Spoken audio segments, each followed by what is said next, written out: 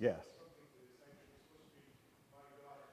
Yeah, and I appreciate that. So again, brother Jeff was just he again sort of bearing down on this idea. My church, singular, gates of hell shall not overpower it, singular. God purposed.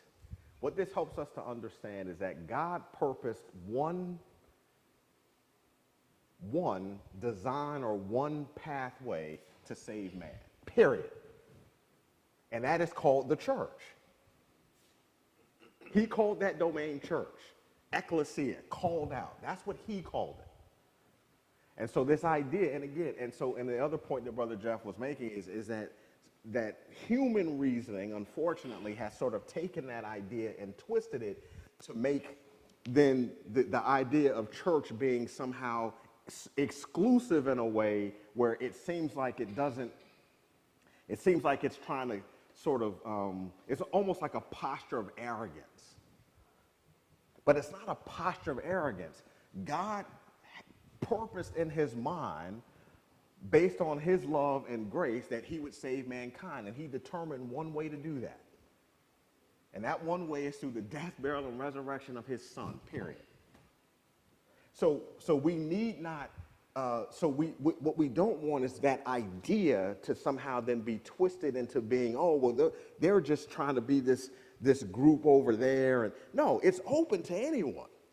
It's just that it's not up to us to determine what that pathway is. It's already been determined by God. All right, so very good. Brother Keith, you had something. Well, sorry, I had another idea about this. I agree with everything that was said. Okay. But in this passage, when it talks about the gates of Hades, when I look up that word Hades, it Yes. talks about the realm of the dead. Yes.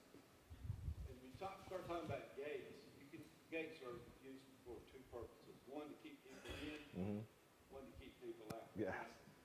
So to me, what Jesus is saying, that those people that are in Hades are not going to stay there. Oh, interesting.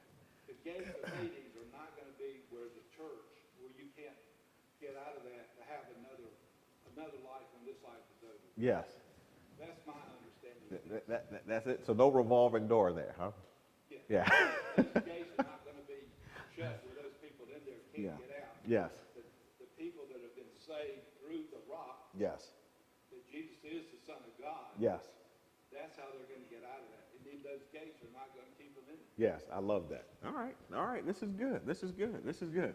I got one more. Thank you for that. I got one more phrase I want to lift for us.